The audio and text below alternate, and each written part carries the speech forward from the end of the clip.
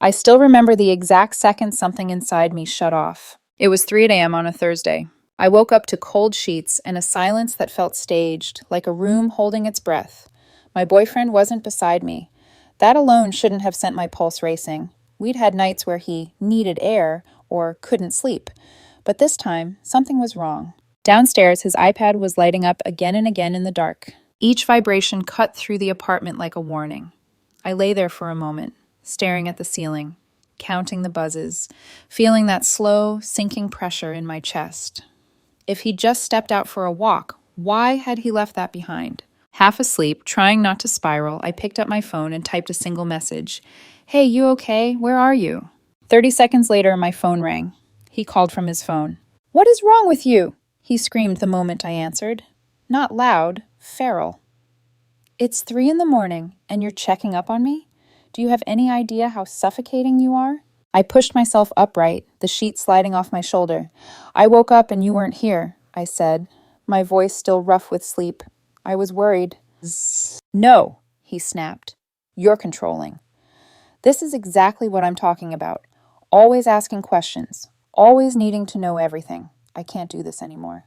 My fingers tightened around the phone. Do what? You're too clingy, he shouted. I need space. God, why can't you just give me space?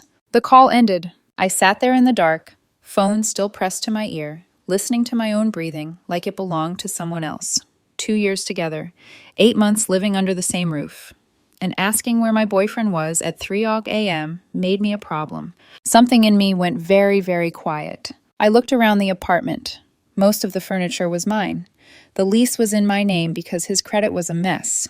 I'd been paying most of the bills while he was figuring things out. Okay, I whispered to the empty room. He came home around dawn, slipping into bed like nothing had happened, smelling like cigarettes and something else I didn't want to name. I didn't confront him. I didn't cry.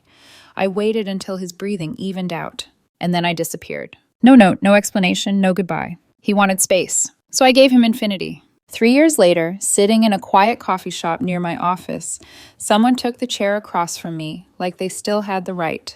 I looked up and there he was. And then he said the words that made my stomach drop straight through the floor. I have a child, and this is on you. I didn't fall for him quickly.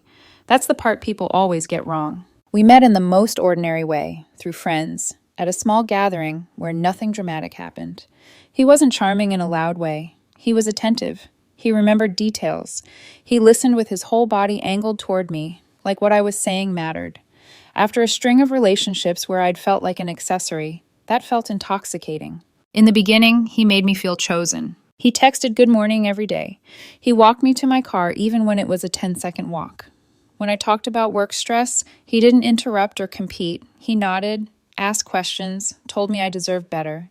He said things like, I just want to be someone you feel safe with. I believed him. We took our time before moving in together, nearly a year. By then, it felt practical, not impulsive. He was having trouble with his credit, and I had stability. It made sense for the lease to be in my name. He insisted he'd make it up to me once he was back on his feet. At first he did, just not with money. He cooked, cleaned, told people how lucky he was. When friends joked about him winning the relationship lottery, he squeezed my hand and smiled like he knew it too. I told myself that partnerships didn't have to be perfectly balanced all the time, that support could take different forms. When he was between jobs longer than expected, I picked up more of the bills. 70% became the unspoken number. Rent, utilities, groceries, gas money, when his tank mysteriously always seemed empty. He never demanded it outright. He just sighed, stressed, talked about how hard it was to feel like he was falling behind. And every time I stepped in, "You don't have to," he'd say, already accepting. "It's temporary," I'd reply, convincing myself. Looking back, the shift was subtle but steady. If I asked when he'd be home, he'd joke, "What, you tracking me now?"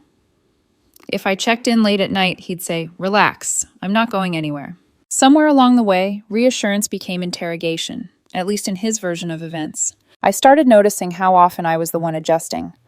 Waiting up, keeping dinner warm, canceling plans when he just needed me. He liked knowing where I was. He liked when I checked in. But when I did the same, his tone changed. "You worry too much," he'd say. "You need to trust me." And I did, even when that trust came with a knot in my stomach. There were nights he didn't come home until late, smelling like smoke, brushing off questions with a kiss to the forehead and a, "Can we not do this right now?" I learned which moments were bad timing, which questions weren't worth asking if I wanted peace. I didn't see it as control then. I saw it as compromise. We talked about the future in vague, comfortable terms. No dates, no promises carved in stone, just enough to keep me invested. I rearranged my life around the idea of us, without realizing how little he was rearranging his around me. By the time that Thursday night came, the one that ended everything, I had already been bending for months. I just didn't know yet that I was about to snap. Because when he called me clingy for caring and controlling for asking where he was, it wasn't a single argument. It was the final confirmation of something I'd been refusing to name. And when I disappeared the next day, I didn't do it out of cruelty. I did it because staying meant slowly erasing myself. For 3 years, I rebuilt quietly. New city, new job, therapy, boundaries I'd never learned to draw before. I thought that chapter was closed. I didn't know he'd been writing a different story the entire time, one where he would come back and try to make me pay for a life he chose after I left. There wasn't a single moment where I thought, "This is wrong, I need to leave." It was more like a slow accumulation of static, small shocks that never quite hurt enough to scream. He had a way of reframing things that made me question my own instincts. If I asked why he hadn't come home when he said he would, he'd sigh and say, "I told you plans changed. Why are you making this a thing?" If I asked who he'd been with, his smile would flatten. Wow, that's a lot of questions. I learned quickly which tone kept the peace. Curious but light, concerned but brief, never pressing. When friends asked how we were doing, he'd wrap an arm around my waist and say, "She worries too much, but I think it's cute." Everyone laughed. I laughed too, even though my chest tightened every time he said it. Cute, not valid, not reasonable, just cute. There were moments I brushed off because they didn't fit the picture I had of us. Like the time I mentioned I might take a short work trip and he went quiet for the rest of the night. When I finally asked what was wrong, he said, "Nothing. I just thought we were more of a team than that." I canceled the trip. Or the way he'd scroll through his phone while I was talking, then accuse me of being distant if I stopped mid-sentence. "You're pulling away," he'd say. "I'm right here," I'd reply. "Then act like it." I started apologizing for things I hadn't done. For my tone, for my timing, for wanting clarity at inconvenient hours. The word controlling entered the relationship before I realized it was being sharpened for me. If I asked him to let me know when he'd be late, he'd smirk. "You don't need a report." If I said I'd been worried, he'd counter, "That sounds like a you problem." Somehow my concern became evidence against me. He, on the other hand, had expectations he never labeled as such. He liked knowing when I'd be home. He liked updates. He liked reassurance, just not when it flowed in both directions. If I mirrored his behavior, he'd accuse me of keeping score. There was always a reason his rules didn't apply to him. I remember one night, weeks before everything collapsed, when he came home after midnight smelling like smoke again. I asked, carefully, if everything was okay. He dropped his keys on the counter harder than necessary. "Why are you interrogating me?" "I'm not," I said. See, this is what I'm talking about." He slept on the couch that night, and in the morning acted like nothing had happened. I spent the day replaying the conversation, trying to pinpoint where I'd gone wrong. That was the pattern. Tension, deflection, reset. No resolution, just erasure. I told myself I was being patient, mature, understanding. That real relationships weren't easy, and that love meant choosing someone even when they were difficult. What I didn't see, what I wasn't ready to see, was that every time I adjusted to keep him comfortable, I was being quietly trained not to ask for more. So when that Thursday night came, and I asked a single reasonable question at 3:00 a.m., his reaction didn't come out of nowhere. It came from months of resentment he'd never owned, packaged neatly as an accusation against me. By the time he called me clingy and demanded space, the groundwork had already been laid. I just didn't know yet that he wasn't asking for distance. He was asking for permission, to disappear, to do whatever he wanted, and to make me feel guilty for noticing. And for the first time, I didn't give it to him. 3 years was long enough for the shock to fade into something like closure. I didn't think about him often. Not because I'd forgiven him, but because my life had finally grown quiet in a way that didn't require constant vigilance. New city, new routines, a job that paid better and didn't bleed into my nights. Therapy that taught me the difference between compromise and erasure. I lived alone. I liked it. So when someone pulled out the chair across from me at a coffee shop near my office on a random Tuesday afternoon, my first thought wasn't fear, it was irritation. I was mid-email, half a latte in, focused. Then a familiar voice said lightly, like no time had passed at all, "So this is where you've been hiding." I looked up. For a split second, my brain refused to cooperate. He looked older, tired in a way that wasn't just physical. Same mouth, same eyes that used to soften when he wanted something. "What are you doing here?" I asked. He smiled, as if I'd invited him. "Took me a while to find you. You really committed to disappearing." My fingers closed my laptop without me deciding to. "How did you find me?" "Your friend," he said. She finally told me. Something about that didn't sit right, but I didn't chase it. "You shouldn't be here. We need to talk." "No," I said, already standing. "We really don't." I reached for my bag. He reached for my wrist. The contact was brief, but my body reacted instantly, muscle memory lighting up like an alarm. I pulled back. "You don't get to touch me," I said quietly. People were starting to look. "You left," he said, voice sharpening. "No explanation. No nothing. You just vanished." "You told me I was too clingy," I replied. "You said you needed space." "That's not what I meant, and you know it," he snapped. "I was stressed that night. You blindsided me." I stared at him, trying to decide if this was real or if I'd stepped into some warped, alternate version of the past. "I woke up at 3 in the morning, and you weren't home." "I was with friends," he said quickly. "It ran late." "Okay," I said. "Enjoy your space." I turned again. "Wait," he said, louder this time, too loud. The coffee shop went quiet in that subtle way public places do when something private starts unraveling. "I have a child," he said. The words hit, but they didn't land where he expected. My first thought wasn't guilt, it was confusion. "That has nothing to do with me," I said. "You left," he said again, like repetition would change the meaning. "You walked out and disappeared. I had to figure everything out alone." My jaw tightened. "You had a child with someone else." "Yes," he said, like that was a minor detail. "But you were part of my life then. You don't just get to erase that." There it was, the shift. "I'm not the mother," I said slowly, "and I'm not responsible." He laughed once, sharp and humorless. "You always do this. You take everything so literally." "I'm being very literal," I replied. "This isn't my child." "You supported me back then," he said. "You took care of things. You don't just stop." I felt something cold settle in my chest. That ended when the relationship ended. "You abandoned me," he said, "at a vulnerable time." I stared at him. "You had 3 years." His expression flickered. "You blocked me." "I made myself unreachable socially," I said. "Not legally." He leaned forward, lowering his voice like he was being reasonable. "I'm not trying to start a fight. I just need help. This isn't about you and me. It's about what's right."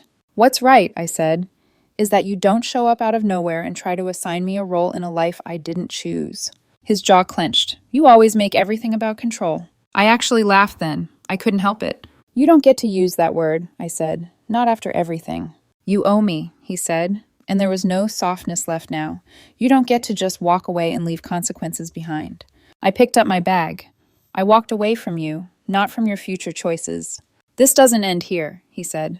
"No," I agreed. "It doesn't." But as I walked out, my hands were shaking, not because I felt guilty, but because I understood exactly what he was trying to do. He wasn't asking for help. He was trying to trap me again, this time with a child that wasn't mine. And this time, I wasn't going to disappear. I didn't go back to my office after the coffee shop. I got into my car, shut the door, and just sat there with both hands on the steering wheel, staring straight ahead like the world had tilted slightly off its axis. My heart wasn't racing. It was heavy, slow, deliberate, like it was reminding me of something I'd already survived. I'd done this once before. 3 years ago, after that Thursday night, I hadn't cried either. That was the part that scared me the most. I waited until he was fully asleep, his breathing deep and careless, before I moved. I packed quietly, efficiently, like I was dismantling a life I'd already emotionally exited. Clothes first. Documents, laptop, chargers, the things that proved I existed independently of him. I didn't take everything. I took what was mine and what was necessary. By mid-morning, I was on the phone with my boss, voice steady, saying the words, "family emergency," even though the emergency was me. By afternoon, my name was off the utilities. By evening, I wasn't there anymore. No dramatic confrontation, no final speech. Just absence. The first night in a borrowed bed in another city, I lay awake, listening to unfamiliar traffic sounds and wondered if I'd made a mistake. Not because I missed him, but because I'd built so much of my daily rhythm around another person that silence felt illegal. The second night was easier. The third night, I slept. The move wasn't glamorous. A small apartment, neutral walls, furniture that didn't carry anyone else's expectations. I bought cheap plates, a mattress I assembled myself. Every decision, no matter how small, felt like a muscle I hadn't used before. Therapy came next, not because I was broken, but because I didn't want to repeat patterns I hadn't fully named yet. I learned words like gaslighting and self-erasure and felt the strange relief of realizing there was language for what I'd lived through. I learned that love shouldn't require shrinking. I learned that peace feels boring when you're used to chaos, and that boredom isn't the enemy. I built routines that didn't revolve around someone else's moods. Morning coffee alone, evening walks, a job that rewarded competence instead of compliance, friends who didn't joke about me worrying too much. Slowly, my nervous system caught up with my reality. So sitting in my car now, 3 years later, after seeing him again, I didn't feel tempted to run. I felt angry, not explosive anger, focused anger, the kind that sharpens your thinking instead of clouding it. He hadn't shown up because he missed me. He showed up because something in his life hadn't worked out, and he'd decided I was still a resource, a role he could assign, a responsibility he could outsource. I drove home and opened my laptop, not to spiral, to document. I wrote down everything he'd said, the timing, the phrasing, the entitlement threaded through every sentence. I wasn't panicking. I was preparing. Because the woman who left without a word 3 years ago had needed distance to survive. The woman sitting here now didn't need to disappear. She needed proof, boundaries, and, if necessary, lawyers. I wasn't afraid of what he'd try next. I was ready for it. The first threat came wrapped in politeness. It arrived as a text from an unfamiliar number the morning after he cornered me at the coffee shop. We need to talk about next steps. Ignoring this won't make it go away. I read it once, then again, letting the phrasing sink in. Not a question, not a request. An assumption, one he'd always been good at making. I didn't reply. By midday, my phone started lighting up. Calls I didn't recognize, voicemails I didn't listen to. Each one felt less like communication and more like pressure testing. How long before I cracked? That night, an email landed in my inbox. Long, emotional, carefully written. He talked about how overwhelming fatherhood had been, how alone he felt, how unfair it was that I had walked away when things got hard. He reminded me, again, of how much I'd supported him in the past, framing it not as generosity, but as precedent. You stepped up before, he wrote. I don't understand why you're refusing now. I closed the email and didn't respond. The next message dropped the pretense. If you don't cooperate, I'll file for support. I don't want it to get ugly, but you're forcing my hand. There it was, the line he'd been circling. I didn't panic. I didn't argue. I forwarded the message to a folder I'd already created, documentation. The following morning, I called a lawyer. I laid everything out, cleanly, chronologically. The relationship, the breakup, the 3 years of no contact, his sudden return, the child, the threats. She didn't interrupt. When I finished, there was a brief pause. Then she said, You don't have a legal obligation here, not as a parent, not financially. I exhaled, slow and controlled. But, she continued, that doesn't mean he can't try to make this expensive and exhausting. What do you recommend? I asked. Control the narrative early, she said. Force everything into verifiable channels. If he's claiming any form of parental responsibility, even implied, you want that disproven formally. You mean DNA? Yes, she said. Not because it proves anything about you, but because it removes ambiguity. People back down when the rules stop bending.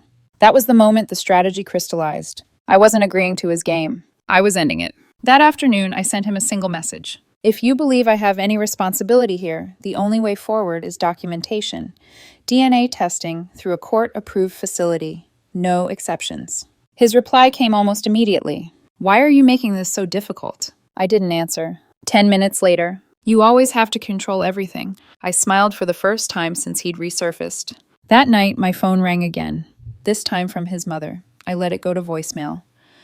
The message she left was equal parts accusation and guilt. You need to stop punishing my son. He's trying to do the right thing. This doesn't need lawyers or tests. I saved it. The next morning, he texted again. Fine, I'll schedule the test. There was a note of triumph in the words, like he'd decided this was a concession on his part. Saturday, 2 p.m. Be there. I replied with one sentence. Send me the lab name and address. I'll confirm it's legitimate. The delay before his response was longer this time. When the information came through, my stomach didn't drop, but it did tighten. The lab name meant nothing to me. A quick search brought up a bare-bones website. Flashy promises. Fast results. Confidential. Reviews that swung wildly between glowing praise and outright accusations of fraud. I forwarded everything to my lawyer. Her response was immediate. Do not go there, she said. This isn't a certified facility. Results wouldn't be admissible, and more importantly, it gives him room to manipulate. So what do? I asked. You call his bluff, she said. You offer certified options only. If he's acting in good faith, he'll agree. If he isn't, he'll tell on himself. I sent him a list of court-approved labs and nothing else. His reaction was explosive. Calls, texts, voicemails, stacked back to back. I already paid for the test. You can't just change everything. You're doing this to control me. I didn't respond. By the end of the day, the pattern was clear. He hadn't chosen that lab because it was convenient. He'd chosen it because it was flexible, stretchy, the kind of place where paperwork could be adjusted, where results arrived fast and questions came slow, where truth was negotiable if the story was good enough. That realization landed heavier than any threat he'd made. He wasn't just desperate. He was willing to falsify reality if it kept his leverage intact. Late that night, a final message came through. If you don't show up to the test I scheduled, I'll file without you. I stared at the screen for a long moment. Then I typed back. Court-approved lab only. Pick one from the list or this ends here. I set my phone down and didn't touch it again that night. Lying in bed, I felt something solidify. Not fear, not anger, but clarity. He had expected guilt to work. When it didn't, he tried pressure. When pressure failed, he reached for fraud. And that told me everything I needed to know. This wasn't about a child. It was about control. And the moment I refused to let him bend the process, he showed exactly how far he was willing to go. The next step wouldn't be emotional. It would be documented. And whatever he tried next, he would be doing it in daylight. Saturday morning arrived heavy and gray, like the day itself was bracing. I woke up earlier than I needed to, my body already tense, thoughts looping, even though I'd gone over the plan a dozen times. Court-approved lab, documentation, no conversation beyond what was necessary. Observe, record, leave. Simple, clean. It didn't feel clean. I sat at the kitchen table with my coffee going cold, staring at the address I'd confirmed the night before. Neutral building, medical signage, chain of custody procedures clearly listed on the website. Legitimate in a way that made manipulation difficult. That was the point. I arrived 30 minutes early. The waiting room smelled like disinfectant and quiet panic. A few plastic chairs, a television mounted too high on the wall, muted captions scrolling across a daytime show no one was watching. I checked in and sat down, hands folded tightly in my lap. When he walked in, my chest tightened despite myself. He wasn't alone. The child came first, small, tired-looking, clinging to his leg like the room itself was too big. Behind them, his mother followed, lips pressed thin, eyes already fixed on me. He avoided my gaze at first, focused on paperwork, on the receptionist, on anything but me. So much for no family involvement. I stood when the technician called my name. He finally looked up then, expression flickering between irritation and something like calculation. You didn't have to bring her, I said quietly, nodding toward his mother. She's here for support, he replied. This is hard on everyone. I didn't argue. Arguing was what he wanted. The technician explained the process carefully. IDs checked. Forms signed, procedures outlined. Everything slow, methodical, impossible to rush. I could feel his impatience like static beside me. When it was time for the child's swab, things unraveled. The kid started crying the moment the technician approached. Not loud at first, confused, frightened. He pulled back, hid his face, small hands gripping fabric like it might anchor him. Come on, my ex snapped. It's nothing. Stop being difficult. The child cried harder. Something twisted in my chest. Not guilt, not responsibility, just a raw, human reaction to discomfort being handled badly. The technician stepped back. We can wait a few minutes, she said gently. It helps if... We don't have time for this, his mother cut in. He needs to cooperate. I looked at the floor, jaw tight, reminding myself why I was here. Not to intervene, not to rescue, not to step into a role that wasn't mine. Eventually, the swab was done.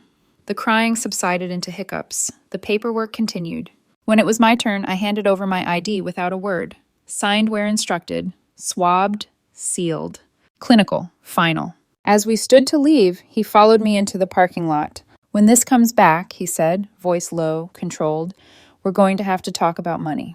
I turned slowly. Stop, I said. Not loud, not emotional, just final. I don't want lawyers involved, he continued, ignoring me. I just want you to help support. If there is no biological connection, I said, this conversation ends forever. He scoffed. You always hide behind rules. I hide behind facts, I replied, because facts don't change based on who's louder. His face hardened. You're going to regret this. Maybe it was exhaustion, maybe it was clarity, but something in me cracked, not outward, not explosively, but inward, in a way that left everything stark. I already regretted staying, I said. This is just cleanup. I got into my car and sat there long after they drove away, hands trembling against the steering wheel. Not fear, adrenaline. The delayed reaction of holding myself together for too long. For the first time since he'd come back into my life, doubt crept in. Not about the truth, about the cost. What if this dragged on? What if he didn't back down? What if he found another angle, another story, another way to twist the narrative until I was defending myself forever? The waiting was the worst part. Days passed slowly. I checked my email too often, flinched at unknown numbers, slept lightly, dreams crowded with unfinished conversations. I reminded myself I had done everything right. Still, the weight pressed down. This was the dark part no one talked about, the stretch between accusation and proof, where your life feels suspended and someone else's lies get more airtime than your reality. By the third day, I felt wrung out, tired in my bones, angry in a way that had nowhere to go. I thought about the woman I'd been 3 years ago, slipping out of an apartment before dawn, choosing silence because she didn't yet know how to fight without disappearing. And I wondered, briefly, quietly, if staying visible this time had been a mistake. Then, on Wednesday afternoon, my phone buzzed. An email notification. From the lab. My breath caught as I opened it, heart pounding not because I feared the result, but because I knew what it would trigger. The truth was finally here. And once it was out, there would be no more room for him to pretend. But in that moment, staring at the unopened message, I realized something else. This wasn't just about proving I wasn't responsible. It was about surviving the space between being accused and being believed. And I had never felt more alone. I didn't open the email right away. I sat on the edge of my bed, phone in my hand, staring at the subject line like it might change if I waited long enough. The room was quiet. No buzzing. No voices, just the hum of the city outside and my own heartbeat, slow but heavy. I already knew the truth, but knowing something privately and having it documented, verified, time-stamped, undeniable, were two very different things. I opened the email. Results 0% probability of maternity. Not ambiguous, not conditional, absolute. I let out a breath I hadn't realized I was holding. It wasn't relief exactly. Relief assumes doubt. What I felt was steadiness, the ground locking back into place beneath my feet. I forwarded the email to my lawyer with a single line. Results are in. She called me within minutes. This is exactly what we needed, she said. Now everything stops being theoretical. What happens next? I asked. If he continues, she replied, he's no longer just pressuring you, he's harassing you. And if he tries to file anything, we shut it down immediately. I thanked her and ended the call. Then I forwarded the email to him. No commentary, no explanation, just the document. 5 minutes passed. Then my phone exploded. Calls. Texts. Unknown numbers stacking up so fast the screen barely kept up. I didn't answer. I didn't need to. Eventually, curiosity won. I picked up one call. You sabotaged it, he shouted, the words tumbling over each other. You paid them off or something. There's no way. It's a court-approved lab, I said calmly, with chain of custody documentation. I didn't touch anything. That's impossible, he snapped. You're lying. The results speak for themselves, I replied. There is no biological connection. This ends now. No, it doesn't, he said. You owe me for the years I lost, for what you put me through. I don't owe you anything, I said. You tried to make me responsible for a child that isn't mine. You chose this. He screamed something I couldn't quite make out. I hung up. Blocked the number. Blocked the next one. And the next. By the time I set my phone down, my hands were shaking. Not from fear, but from the release of something that had been coiled tight for days. That evening, I went for a walk. No headphones, no distractions. I needed to feel my body in space again, needed the physical proof that I was still here, still solid. The truth had shifted everything. Before, he'd been operating in a gray zone. Suggestion, implication, pressure. Now the gray was gone. All that remained was his refusal to accept reality. 2 days later, the papers arrived. He'd filed anyway. Not for parental responsibility, he couldn't anymore, but for emotional damages tied to abandonment and financial reliance. A last grasp, stripped of its original leverage but still sharp enough to cut if ignored. I didn't panic. I forwarded everything to my lawyer. She was almost cheerful. "This is weak," she said, "and expensive for him." We responded formally. Clean timelines, evidence attached, the DNA results front and center, records of his threats, his attempt to use a non-certified lab, his insistence even after proof. We didn't argue emotion. We argued facts. The shift was immediate. Where before I'd felt reactive, now I was procedural, each step documented, each message filtered. I stopped checking my phone compulsively, stopped imagining worst-case outcomes. For the first time since he'd reappeared, I felt the power tilt. Not because I'd won, but because the rules now applied equally. A week later, my lawyer called again. "He's been advised to withdraw," she said. "If he continues, the court may consider sanctions." I closed my eyes, a slow smile pulling at the corner of my mouth. "Will he?" I asked. "That depends," she replied, "on whether he can accept losing." When the official notice came, his claim withdrawn without prejudice, I didn't celebrate. I didn't cry. I sat at my kitchen table and let the quiet settle around me. The turning point wasn't the DNA result itself. It was the moment I realized I didn't have to disappear to protect myself anymore. I could stay. I could stand in the open. And the truth would do the rest. The quiet after everything collapsed was unsettling. Not peaceful, exposed. For weeks, my life had revolved around responses, documentation, strategy, anticipation.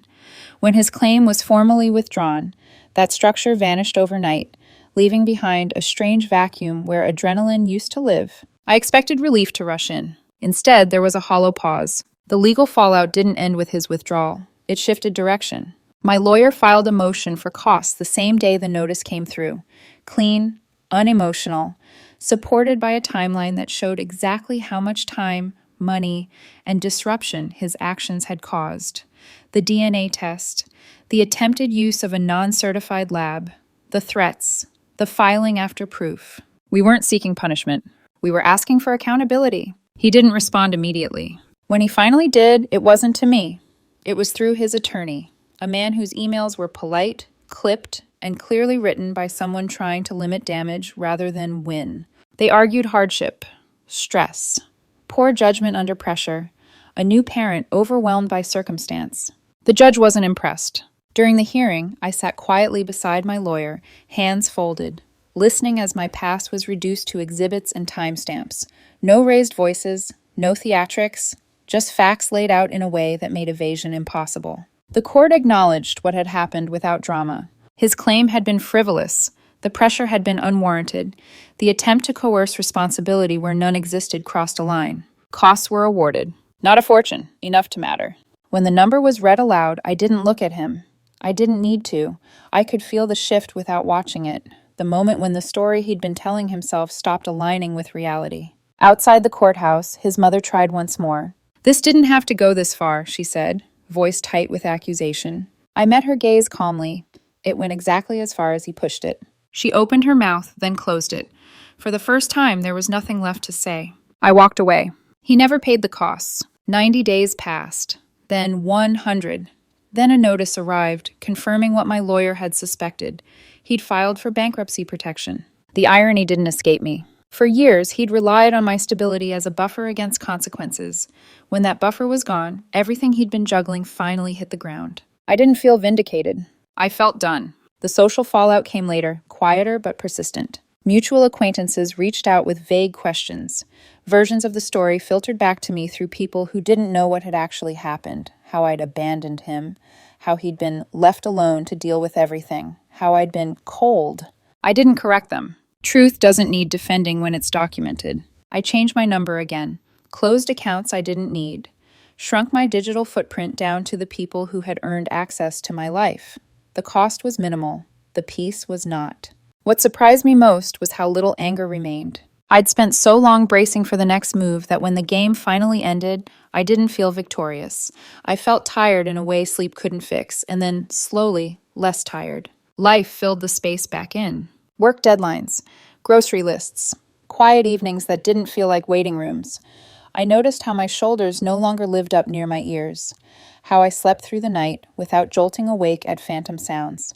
The absence of chaos felt unfamiliar at first. Then it felt normal. Occasionally, I wondered if he still told the story his way, if he still framed himself as wronged, misunderstood, pushed too far by a woman who wouldn't step up. It didn't matter. I had the documents, the timestamps, the proof that I'd refused to be assigned a role I never agreed to play. The fallout didn't ruin my life. It clarified it. I learned something in those final weeks that no amount of therapy had quite put into words before. You can leave quietly and still be accused. You can stay visible and still be misrepresented. The difference is whether you let that distortion define you. I didn't. By the time the last legal notice was filed away, the chapter didn't feel unfinished. It felt sealed. And for the first time in a long while, I wasn't looking over my shoulder. I was looking forward. The strangest part wasn't that it ended. It was how ordinary life became afterward. Mornings arrived without a knot in my stomach. Nights passed without rehearsing conversations that never happened. My phone stopped feeling like a live wire. Silence stopped, meaning something was about to explode. I kept the documents, not because I expected him to return, but because they reminded me of something important. I didn't imagine any of it. I didn't overreact. I didn't ruin anything. I protected myself. And then, slowly, life filled the space again. Not dramatically, not all at once. I met someone months later, almost by accident. No fireworks, no intensity masquerading as depth. Just easy conversation that didn't feel like an audition. The first thing I noticed wasn't attraction. It was how calm my body felt around him. When he was running late, he texted. When I asked a question, he answered. When something bothered me, we talked about it without turning it into a trial. The first time I asked where he was late at night, my chest tightened out of habit. He replied immediately. Still at work. Want me to call? No defensiveness, no accusations, no talk of control. That was when it hit me. This was what normal felt like. I never told him the full story. Not at first. I didn't need to. Healing wasn't about unloading trauma. It was about noticing how little of it I needed to carry anymore. I realized something then. The goal was never to prove I was right. It was to stop needing to prove anything at all. Looking back, I don't regret leaving without a word. That version of me needed distance to survive. But I'm grateful I stayed visible this time. I learned that boundaries don't require disappearance, and that truth, when documented and defended, is enough. Some people mistake access for entitlement. Some people mistake support for obligation. And some people only respect you when they can no longer use you. I don't wish him harm. I don't wish him growth either. His journey isn't mine. What I have now is something quieter and infinitely stronger. A life where I'm not shrinking. A relationship where care flows both ways, and the certainty that walking away didn't make me heartless. It made room for peace, for clarity, and for a love that doesn't require me to disappear to exist.